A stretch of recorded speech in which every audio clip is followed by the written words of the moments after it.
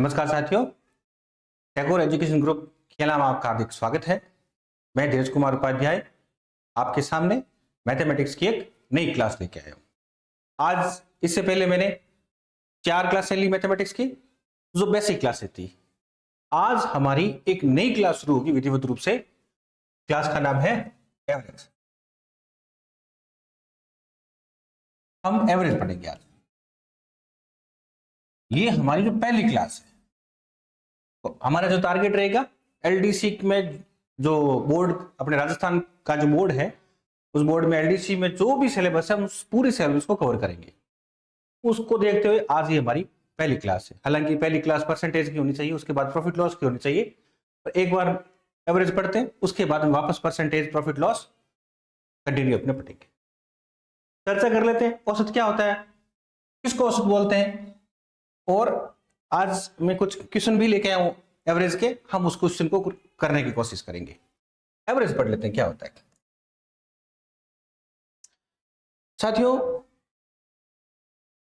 Suppose करो मैं अगर आपसे कहूं कि अपने इंडिया में 2 बैट्समैन थे बहुत ज्यादा फेमस में। एक का नाम मैं अगर कहूं सचिन है, एक का नाम कहूं विराट। ये 2 बहुत ही महत्वपूर्ण क्रिकेट। अगर मैं आपसे पूछूं दोनों में से सबसे बढ़िया बैट्समैन कौन है, तो फिर मैं कहूंगा भाई सचिन। सचिन ने कम से कम हो सकता है कि 400 के आसपास की पारियां खेली, इनिंग्स खेली। पहली पारी में उसने इतने रन बनाए, दूसरी पारी में इतने रन बनाए, तीसरी में इतने रन बनाए, 5 में इतने रन बनाए। फिर विराट ने पहले, ऐसे कंपैरिजन करना बहुत मुश्किल होता है। तो क्या कोई ऐसा कोई कुछ नहीं है क्या जिससे मैं केवल एक वर्ड से मैं पता करूं कि भाई इनका आपस में कंपैरिजन कर सकता हूं? तो 400 पारी और 400 पारी का तो पॉसिबल नहीं है। या फिर मैं कहूंगा भाई सचिन तेंदुलकर है, और सचिन तेंदुलकर कैसा बैट्समैन था, तो फिर मैं उसको कहूं यार पहली पारी में उसने इतने रन बनाए, दूसरी पारी में इतने, तीसरी पारी में इतने, 5वीं पारी में इतने रन बनाए, 50 पारी में, 100 पारी में। तो किसी को बताना बहुत मुश्किल होता है। इसलिए इनका कैसे बैट्समैन है, तो सबको नंबरों को जोड़कर एक चीज निकाली जाती है, एक वर्ड से बताया जाता है। सपोज करो इसका एवरेज आया 56, सभी नंबरों का आया 56 या 56 50 के आसपास, तो मैं कह सकता हूं कि उसका एवरेज 56। इसका मतलब है हर सचिन तेंदुलकर अपनी हर पारी में 56 रन बना रहा है। हो सकता है इसमें से कुछ पारी में कम रन बनाए, हो सकता है उस कुछ पारियों में ज्यादा रन बनाए। तो ओवरऑल अगर देखा जाए तो तेंदुलकर 56 रन की उसकी एवरेज है। उसी तरह से मान लो विराट कोहली का बहुत सारी पारियां खेली उसने, हो सकता है कि मैं कहूं मान लो उसका एवरेज 52 के आसपास एवरेज है। अब देखो यहाँ पर कौन बैट्समैन है बढ़िया, एक वर्ड से मैं बता सकता हूं कि ये बढ़िया बैट्समैन है। हाँ, कोई 2 बैट्समैन अच्छे कौन कैसे हो सकते हैं, इसके दूसरे भी बहुत सारी परिस्थितियां होती है, पर मोटा मोटी ज्यादातर जो देखा जाता है वो एवरेज का देखा जाता है। तो मैं कह सकता हूं कि सचिन तेंदुलकर बढ़िया बैट्समैन एक वर्ड से। तो एवरेज वो चीज है जो 2 बहुत बड़े डेटा को आपके सामने एक सिंगल वर्ड में रखे, उसी को क्या बोलते हैं, एवरेज बोलते हैं। पहली चीज आपको पता होना चाहिए। अब दूसरी चीज, एवरेज निकालते कैसे, औसत निकालते कैसे। औसत पता चलिए, मैं दोबारा बता देता हूं। बहुत बड़ा डेटा होता है, उस बहुत बड़े डेटा को एक आपके सामने छोटे से डेटा के रूप में रखे, उसी को क्या बोलते हैं, एवरेज बोलते हैं। वास्तव में एवरेज क्या होता है, कैसे निकालते हैं एवरेज, इसमें क्या क्या चीजें होती है, मैं इसको मिटा देता हूं। निकाला कैसे जाता है, नॉर्मल सबको पता है एवरेज कैसे निकाला जाता है।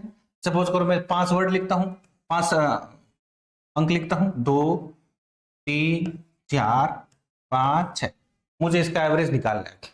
एवरेज निकालने का सबसे पहले तरीका देखते हैं। इसका एवरेज कैसे निकाला जाता है, आपका काम है सभी नंबरों को जोड़ लो।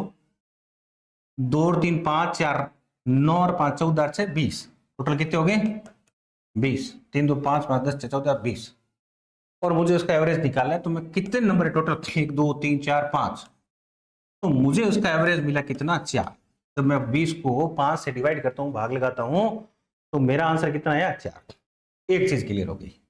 तो आपको जब भी एवरेज में देखना है, अब हमारा पूरा फोकस एवरेज कैसे निकालते हैं, इस प्रकार से एवरेज निकालते हैं। आपके पास में जितने नंबर है उन सब नंबर को आप क्या करो, योग करो।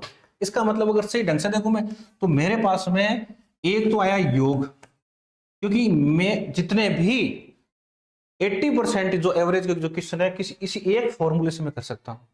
अगर मुझे ये चीज नहीं आया, फॉर्मूला नहीं, आपको कंसेप्ट समझना है, आप सारे क्वेश्चन कर सकते हो। सबसे पहले ये योग है, या मैं सम भी कह सकता हूं इसको। यहां पर क्या है, एन कर सकता हूं, नंबर कर सकता हूं, टोटल कितने नंबर है, और यहां मैं कर सकता हूं एवरेज। इसका मतलब है ये तीन चीजें पूरे एवरेज में आपके सामने तीन चीजें ही घूमेंगी और तीनों चीजें एक दूसरे से रिलेटेड है। अगर मैं टोटल नंबरों का जो योग है उस टोटल नंबर से कितने नंबर है उससे डिवाइड करता हूं तो मेरे पास में एवरेज आता है। कोई कोई अगर मान लो मैं वापस इनको गुणा करूं, मल्टीप्लाई करूं, तो वापस देखो योग आएगा।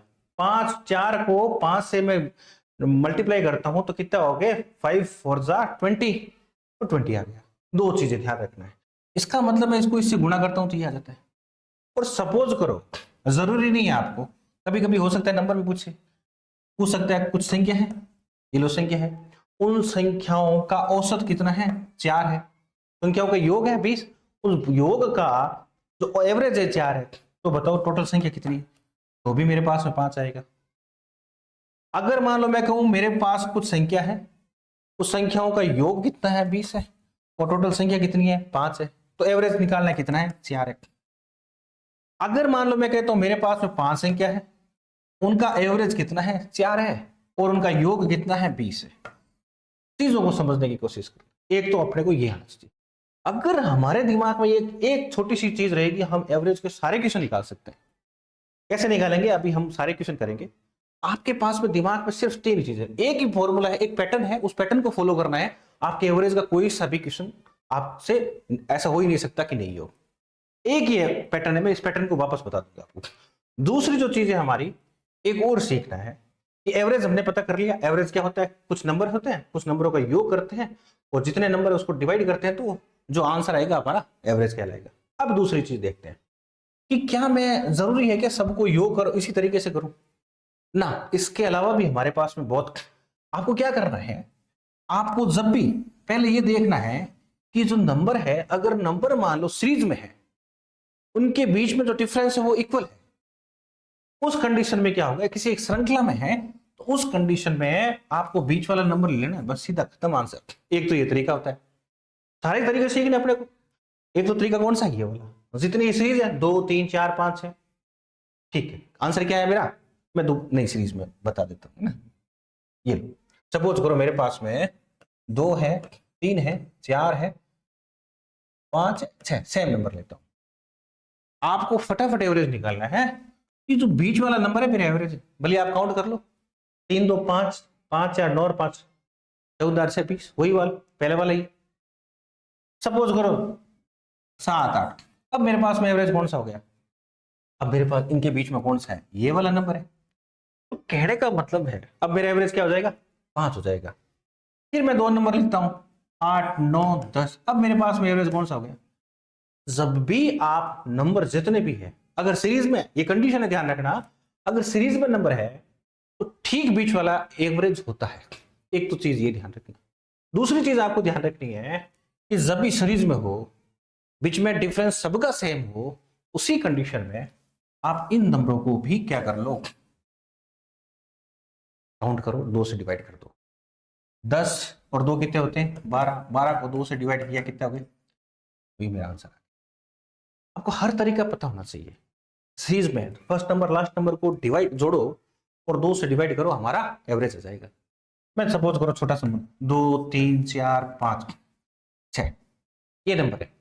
पहला नंबर कौन सा 2, दूसरा नंबर कौन सा 6, दोनों को काउंट करो कितने हो गए 8, 8 का आधा कितना होता है 4, ये लो आंसर। और वैसे भी पता है बीच में 4 ही है। अब आप ये पूछ सकते हो कि सर ये तो चलो ठीक है बीच में निकल गया, ये नंबर 5 है, सपोज करो नंबर ही 4 हो तो बीच में कैसे निकलेगा। सपोज करो 2 3 4 5 है, इसमें तो कोई बीच में है ही नंबर।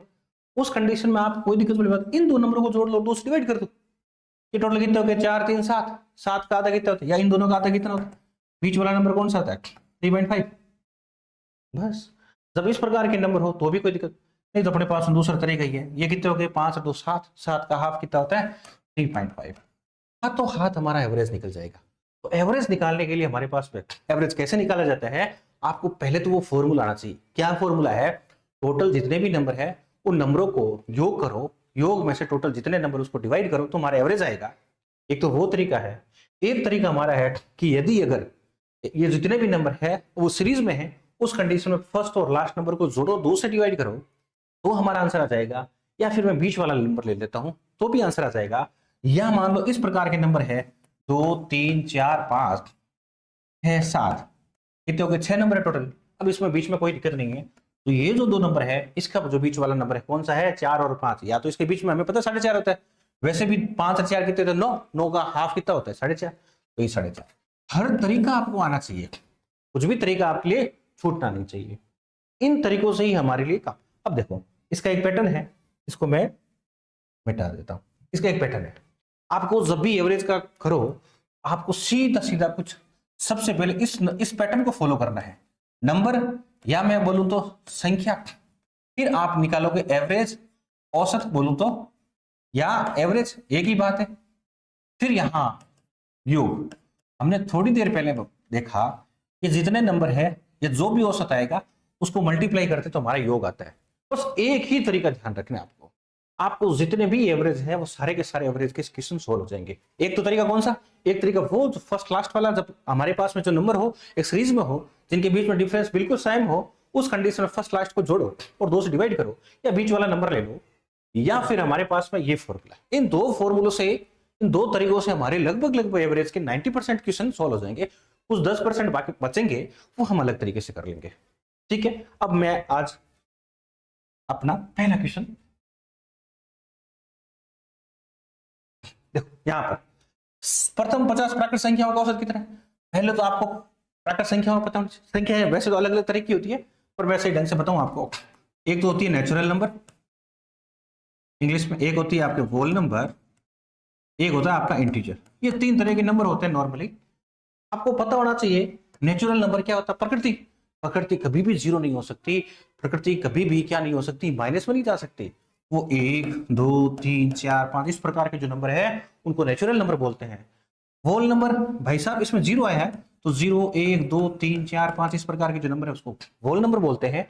और जो बचे हुए जो भी है, जब माइनस में ले लो, प्लस में ले लो, 0 ले लो, -5 -8 0 2 3 जो भी नंबर है, ये सारे नंबर प्लस माइनस वाले नंबर, उन सबको क्या बोलते हैं, इंटीजर बोलते हैं। हिंदी में इनको पूर्ण पूर्णांक बोलते हैं। यहां पर ध्यान रखना, प्रकृति, प्रकृति हमेशा ध्यान रख, क्योंकि यही नहीं पता होगा, क्योंकि यहां पर प्रथम 50 मैं इससे शुरुआत करूं कि मैं इससे शुरुआत करूं, तो आपको प्राकृत संख्याओं का पता होना चाहिए। प्राकृत संख्या किसको बोलते हैं, 1 2 3 से शुरू, प्राकृत कभी भी 0 नहीं होता, प्राकृत कभी माइनस में नहीं जाता, ध्यान रखना इस बात का। ठीक है, हाँ अब शुरुआत करते हैं।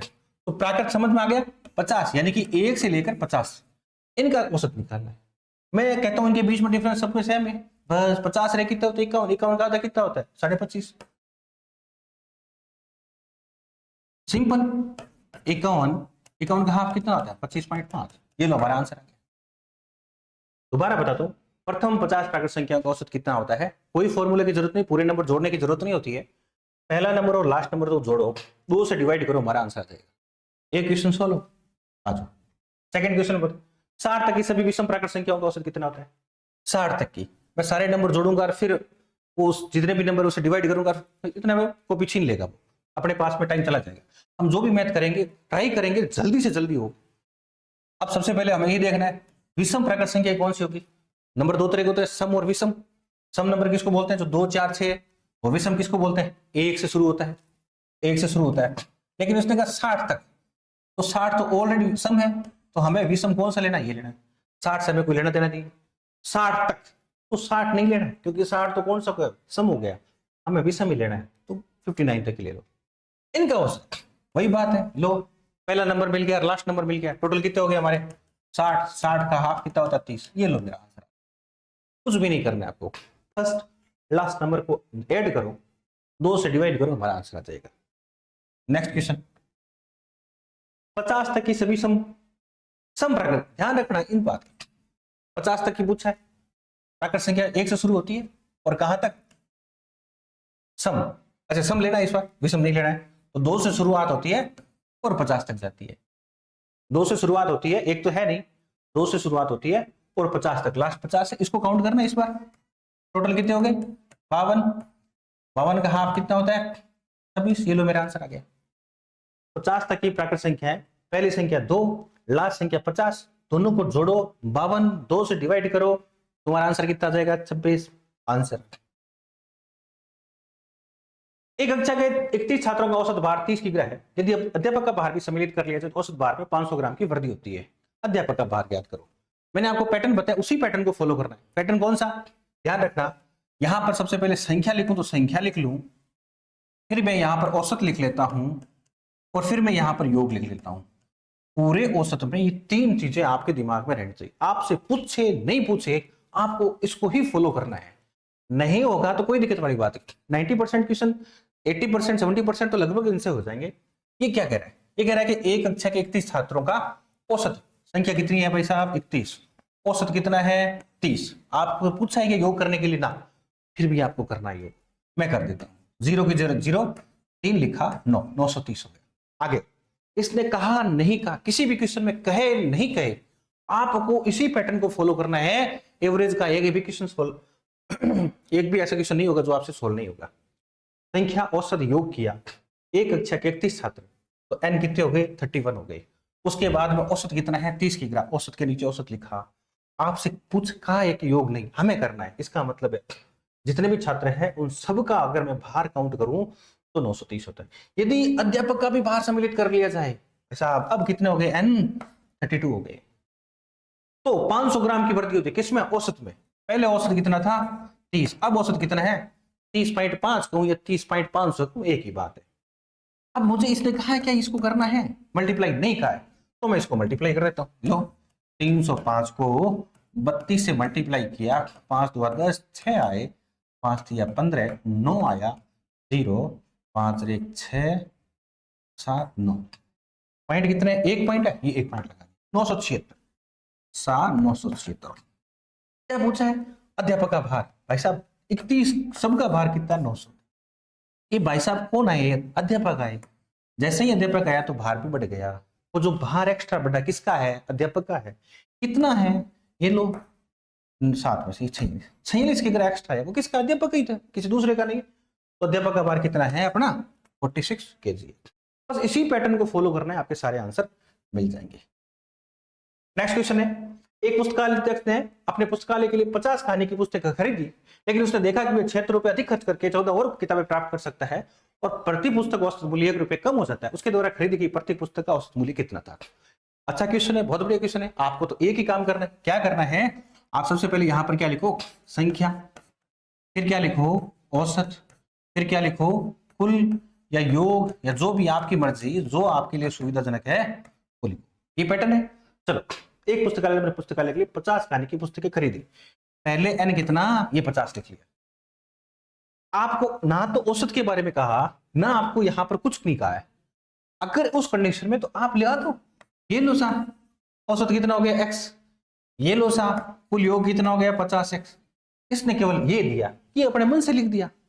कंडीशन दो हो सकती है, इसमें ध्यान रखना। ये पहली कंडीशन खत्म हो गई, ये दूसरी कंडीशन। अब आगे क्या कहता है, लेकिन उसने देखा कि वह 76 रुपए अधिक खर्च करके, पहले कितना खर्च कर रहा था, इतना, अब और कितना खर्च कर रहा है, ये लो 76 और खर्च कर दिए, कर दिए। आगे क्या कर रहा है, 14 और किताबें प्राप्त कर सकता है। पहले कितनी 50, अब n कितने हो गए 14 और, इसका मतलब है 74, सॉरी 64, ये 14 और कर दिया। तो उसका औसत क्या हो जाता है, 1 रुपया कम हो जाता है। लो 1 रुपया कम कर दिया, हमने जैसा इसने कहा है वैसा कर दिया। उसके द्वारा खरीदी गई प्रत्येक पुस्तक का औसत मूल्य क्या था, औसत मूल्य कितना था, तो यहां पर भी ध्यान देना। पहले मैं x की वैल्यू ज्ञात कर लेता हूं। अब देखो मेरे पास में पूरा इक्वेशन आ गया, इन दोनों को मल्टीप्लाई करना है, इसको अपने को आंसर। इसका मतलब क्या होता है, ये ब्रैकेट में ये, इसको इससे भी मल्टीप्लाई करेंगे, इसको इससे भी मल्टीप्लाई करेंगे, फिर मैं बराबर रखता हूं। हमारे पास में एक इक्वेशन आ जाएगी, हम इसको सोल्व कर लेंगे। इसको किया तो 64x आया, 64 को 1 से किया तो 64 है, इज इक्वल टू 50x है प्लस 76 है। इस प्रकार की इक्वेशन को सोल्व करने के लिए क्या होता है, x की वैल्यू एक साइड में रख लो, जो डिजिट वाले नंबर है एक साइड में रख लो। 64x है, अच्छा जो भी इधर से बराबर के इस साइड में या बराबर के उस साइड में रखते हैं तो साइन चेंज हो जाते हैं, चिन्ह चेंज हो जाते हैं। तो यहां पर मैंने 64x इधर ले आया तो 50x आया, बराबर यहां पर 76 आया, ये प्लस में आ जाएगा 64। लो सर 64x में से 50x गए, पीछे कितने बच गए, 40x बच गए, बराबर नंबर 76 थे, अब 64 उसमें से लेस कर देता हूं, सॉरी ऐड कर देता हूं, तो ये हो गए तुम्हारे 10 7 7 14, ये 140। तो x बराबर कितना हो गया 140 अपॉन 14 बराबर 10। 10 विल बी आवर आंसर। अब यहां पर एक चीज ध्यान रखना है, एवरेज तो मेरा कितना आ गया 10, x की वैल्यू 10। चीजों को समझना, प्रत्येक पुस्तक का औसत मूल्य था, ये तो है था, ये है। अगर मान लो पूछ सकता है कि अब औसत कितना है, तो 10 में से गए 9, उसने था पूछा है तो 10। इस बात का थोड़ा सा ध्यान रखना, आपको देखना ही नहीं है कितना टफ है क्या टफ है, आपका तो बस पैटर्न बन रहा है, उस पैटर्न को बढ़ाओ, एज इट इज आप लिख दो, आपका आंसर ऑटोमेटिकली आ जाएगा। सिंगल कोई क्वेश्चन ऐसा नहीं होगा जो आपसे नहीं मिलेगा। नेक्स्ट क्वेश्चन लाते हैं। एक बल्लेबाज ने, क्रिकेट के बहुत सारे क्वेश्चन आते हैं, लड़कों को बहुत टफ लगते हैं, मैं कहता हूं है ही नहीं टफ, एबीसीडी है ये। क्या है, एक बल्लेबाज ने 12वीं पारी में 63 रन बनाई। 12वीं पारी में बनाई भाई साहब, 11 पारियां तो खेली है ना पहले, बिल्कुल खेली है साहब। वही तरीका है, मैं सबसे पहले क्या लिखता हूं, एन लिखता हूं, उसके बाद में मैं क्या लिखूं, हिंदी में लिख देता हूं संख्या या एवरेज, मैं औसत लिख देता हूं, यहां मैं इंग्लिश में लिख देता हूं सम लिख देता हूं, हिंदी में योग लिख देता हूं। ये तो हमें हर किस्म में करना ही है, पूछे नहीं पूछे। जो कंजुगेटिव नंबर है उनको छोड़ के और सब में लगभग लिखना है। एक बल्लेबाज ने 12वीं पारी में, इसका मतलब उसने पहले 11 पारी खेली है, बिल्कुल खेली है, तो पहले 11 पारी को कर देते हैं। उसमें औसत औसत को दे रखा है कि ना, नहीं दे रखा है तो अपने को क्या मानना, ये लो, कुल योग कितना हो जाएगा, ये लो, ये करना ही है हमें। आगे क्या करते हैं, उसने कहा 12वीं पारी में उसने 63 रन बनाए, भाई साहब 11 पारी में उसका टोटल कितना था 11x, तो 12वीं पारी में उसको ऐड कर दो, ये लो ऐड कर दिया, प्लस कितना है ये लो सा ऐड कर दिया।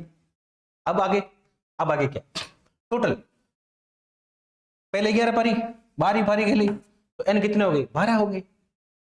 औसत में 2 वृद्धि होती है, ये लो मैंने 2 वृद्धि कर दी, और मुझे पता है ये कितना कब आता है, जब इन दोनों को क्या करते हैं, मल्टीप्लाई करते हैं। ये मेरे पास में क्या बन गई, इक्वेशन बन गई। आपको दोनों x की वैल्यू आ जाएगी, x की वैल्यू, इसका पूछा तो ये, इसका पूछा तो x में 2 जोड़ दो। क्या पूछा है, 12वीं पारी के बाद औसत, 12वीं पारी के बाद औसत कितनी होगी x + 2, जो भी x की वैल्यू आएगी उसमें 2 जोड़ूंगा, वो 12वीं पारी का एवरेज होता है। अब मैं इसको इससे मल्टीप्लाई करो, इसको इससे मल्टीप्लाई करो, 12x किया, 12 को इससे किया, 24 आया बराबर 11x आया प्लस 63 आया। फिर मैं x को एक साइड में रखता हूं, 12x बराबर के इस साइड में ले आता हूं, माइनस 11x बराबर, इधर 63 है, इधर 63 है, ये 24 है, माइनस का 24 हो जाएगा, माइनस का ये 24 हो जाएगा। 12x में से 11x गए, केवल x बचेगा, ये तुम्हारे 63 में से 24 घटा दो, तो 63 में से 24 गए, 13 में से 4 गए 9, और ये लगभग लग रहे 5, 5 में से 2 गए 3, 13। ये x की वैल्यू है मेरे पास में 39। अगर ये पूछते उसके रनों का औसत कितना था 11वीं पारी में, तो 39। उसने पूछा 12वीं पारी में औसत कितना है, तो 39 प्लस 2 जोड़ दो, ये 41, 41 विल बी आवर आंसर। इतना इजी है, आपको केवल एक पैटर्न फॉलो करना है, और उस एक पैटर्न से शायद ही कोई ऐसा सवाल है जो नहीं होगा आपके। फिर मैं अगला सवाल करता हूं, ये देखो, क्रिकेट के खिलाड़ी का 10 पारियों का कुछ औसत था, बिल्कुल था, 10 पारियों का औसत था, ये लो। हम सबसे पहले मैं क्या लिखूं, यहां पर वही नंबर है, वही संख्या है, वही मान लो एवरेज है, वही औसत है, फिर यहां पर सम है, या मैं योग करूं तो करना ही है, इसको मल्टीप्लाई करेंगे तब ये आता है। क्रिकेट के खिलाड़ी का 10 पारियों का कुछ औसत है, ये लो 10 पारियों का कुछ औसत है, औसत दे रखा है नहीं दे रखा है, ये लो औसत, कितना हो गया टोटल नंबर 10x हो गया। आगे क्या कह रहा है, 11वीं पारी, ये लो 11वीं पारी में उसने 108 रन बनाए टोटल, पहले इसके 110 रन थे, सॉरी 10x थे, अब कितने हो गए टोटल रन 108 और ऐड कर दो। उसके औसत की संख्या में 6 वृद्धि होती, पहले औसत कितना था x, अब कितना है 6x, x + 6, ये लो इसको मल्टीप्लाई करो, ये तुम्हारे x की वैल्यू आ जाएगी। 11 को इससे करेंगे तो कितना आएगा 11x, 11 को इससे करेंगे तो कितना आएगा 66 आएगा, इज इक्वल टू कितना आएगा 10x + 108।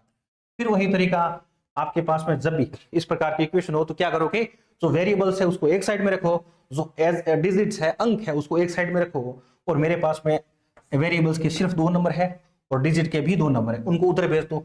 इस 10x को इधर लाऊंगा तो चिन्ह चेंज हो जाएगा, 11x ये प्लस का है तो ये माइनस का हो जाएगा, ये 108 प्लस का है ये उधर जाएगा तो माइनस का हो जाएगा, ये 108 माइनस का 66। बस 11x में से 10x के पीछे कितने बचे, x बचा, 108 में से इसके 8 में से 6 गए 2 है, तुम्हारे 10 में से 4 गए, x की वैल्यू 42 आई है। ध्यान रखने वाली बात है, अगर ये पूछता 10वीं पारी का औसत कितना है 42, 11वीं पारी का औसत कितना है जोड़ दो 42 plus 6, it will be 48, the new average will be 48। कितना आसान तरीके से हम कर सकते हैं।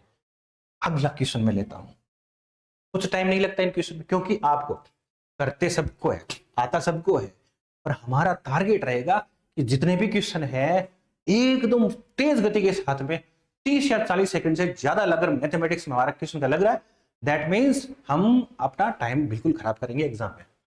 एक क्रिकेट मैच में पहले 10 ओवर में रन रेट कितनी थी? अच्छा, रन रेट का मतलब ही एवरेज होता है, ध्यान रखना इस बात का।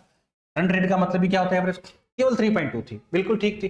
तो चीज उसने दे रखी है वो लिख दो, कोई दिक्कत वाली बात नहीं है। फिर मैं यहाँ पर लिखता हूँ, नंबर लिखता हूँ, फिर नंबर के बाद मैंने और क्या लिखा? नंबर, नंबर के बाद में एवरेज लिखा, यहाँ पर मैंने क्या लिखा? टोटल लिखा। मैं शॉर्ट में लिख रहा हूँ। नंबर को एक ये लो, इस बार 10, रन रेट कितनी है 3.2, इससे मल्टीप्लाई किया तो कितना आया? 10 ओवर में कितने रन बने? 32 रन ही बने। अब ध्यान रखना उसके बाद में ये कह रहा 282 रन के लक्ष्य को पीछा करते हो, 40 रन के लिए रन रेट क्या होने? रन रेट फिर क्या पूछा है? एवरेज पूछा है 40 ओवर में। ये लो 40 ओवर में एवरेज आपसे पूछा है, कितने रन बनाएगा? भाई साहब 282 रन तो उसको बनाने थे, 32 रन तो बना लिए, बच्चे कितने? 250।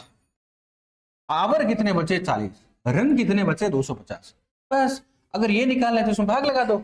हम भाग लगाते हैं, 25 250 आएंगे ना, आवर 40 बचे, ये लो। अब इसको डिवाइड करता हूं, 6 चौक 24 और पीछे बचता 1 10, ये लो 6.25 will be our new answer, new average.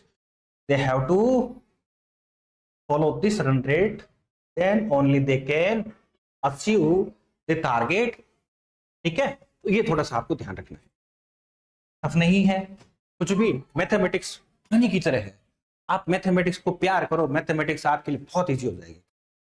एक बल्लेबाज अपनी 11वीं पारी में कुछ रन बनाता है, बिल्कुल ठीक है, उससे पहले तो कुछ पारियां खेली है, वो अपने पास में रख लेते हैं। फिर मैं वही बात करता हूं एन, फिर मैं यहां पर एवरेज, फिर मैं यहां पर टोटल। ये तो आपको लिखना ही है, इन दोनों को मल्टीप्लाई करेंगे तो ये आएगा। एक बल्लेबाज ने अपनी 11वीं पारी में कुछ रन बनाए, जिससे उसका औसत 51वीं पारी में अच्छा से बढ़कर 60 हो गया। इसका मतलब 50 पारी में ये था, 51वीं पारी में ये हो गया, कोई दिक्कत नहीं। तो मैं पहले 50 पारी में उसका औसत कितना था, ये लो। फिर 51वीं पारी खेलता है, उसका औसत कितना हो गया, ये लो। तो बताओ 51वीं पारी में जो एक्स्ट्रा रन बने वही तो 51वीं पारी में खेला है। फिर मैं इनको क्या करता हूं, ये मल्टीप्लाई कर देता हूं, ये लो 5 9 6 को 5 से मल्टीप्लाई कर दो, इसका 0 गया, ये पॉइंट गया, खत्म। 36 45 48 4 25 4 29, ये लो 2980 से मल्टीप्लाई किया, इसकी इजी है, एक तो 0 लिख दिया, ये 6 लिख दिया, ये लो। अब मुझे एक बात बताओ, क्या है कि 50 पारी में उसके रनों की संख्या 1980 थी, 51वीं पारी में उसकी रनों की संख्या 3060 थी। तो जो एक्स्ट्रा बना वो 51वीं पारी में, उसी पारी में तो बना, वो कितना था, ये लो 0 से 0, 16 में से 8 गए 8, 9 में से ये गए 0, इसका मतलब 80 रन बनाए उसने। 51वीं पारी में उसके रनों की संख्या कितनी थी, 80 थी। टाइम लगा क्या, नहीं लगा। ये अपना आज का लास्ट सवाल क्या है, एक बल्लेबाज 51 पारी के रनों का एक निश्चित औसत है, कुछ भी बता रखा है, नहीं बता रहा है, कोई दिक्कत, पारी पारी में उसने 2900 बनाए, उसके उस पश्चात उसके रनों का कोई दिक्कत नहीं।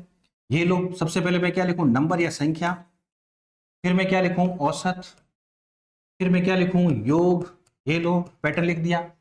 फिर आगे एक बल्लेबाज 11 पारियों के रनों का एक निश्चित औसत है, ये लो संख्या कितनी लिखी, 11, कुछ निश्चित औसत है, ये लो निश्चित, कितने रन बने साहब, 11x बने।